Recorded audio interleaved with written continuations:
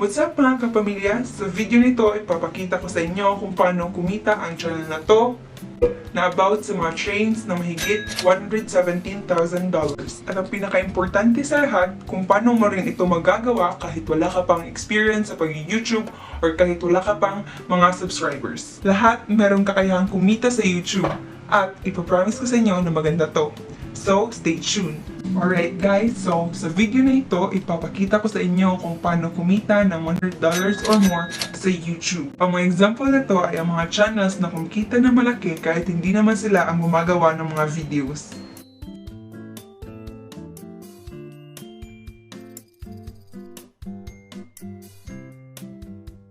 Okay, so ang dapat mo lang gawin ay mag-remake ng mga videos na pwedeng i-re-upload na hindi ka makaka-copyright. So, pinag-aralan ko to ng mabuti. Ang method nito ay legit kasi meron tayong tinatawag na Creative Commons na pag-uusapan natin later on this video.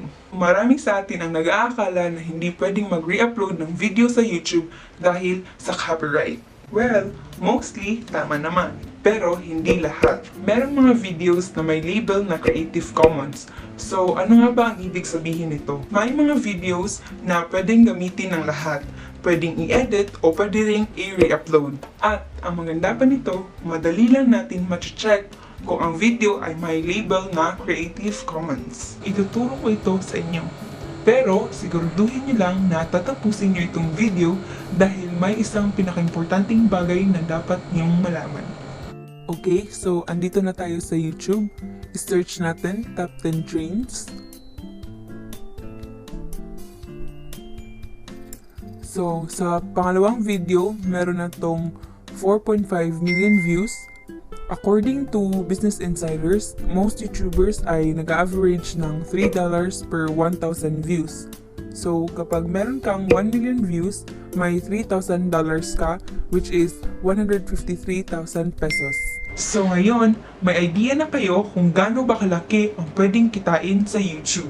Baka nagtatanong kayo, bakit ang nilagay mo sa YouTube title mo $100 lang? Ang sagot niyan ay yan pa ang perang kinita ko sa method na ito dahil wala pa akong million views sa isa kong channel. Pero okay na rin yun, di ba? Dahil mahigit 5,000 na rin yun. Paano nga ba mahanap ang mga videos na may Creative Commons na label? Okay, so i-click nyo lang yung filter sa gilid. Tapos sa features, makikita nyo ang Creative Commons. Okay, so pwede kang pumili sa kahit anong videos na makita mo at i-re-upload. So, ang pinaka-importanting dapat mong gawin ay copy-paste lang ang nasa description upang maging ligtas ka sa YouTube at hindi ka makopyright. At ito pa, dapat mag-ingat ka rin sa mga videos na may logo o watermarks dahil isa rin ito sa dahilan kung bakit makaka-copyright ka sa YouTube. Ganon lang kasimple. Magre-re-upload ka lang at ikakopy mo lang yung nasa description at magkakapera ka na. Ang dapat mo lang talagang kailangan ay ang consistency ng mga uploads mo. Okay guys, so yun lang sa video na ito at sana nakatulong ito sa inyo. At kung hindi pa kayo nakasubscribe, subscribe na. At kung may tanong kayo, ilagay nyo lang sa comment section at see you in the next video. Paalam!